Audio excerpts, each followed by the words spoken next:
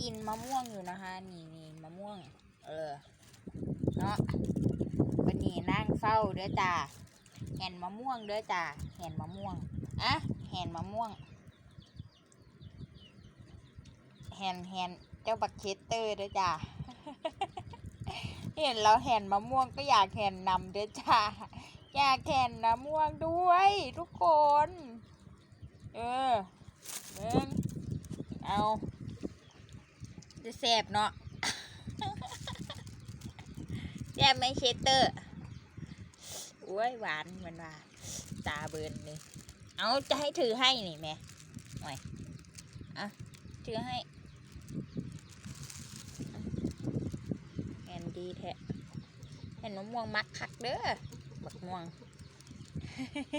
มะม่วงชอบมะม่วงนะเป็นชอบกิน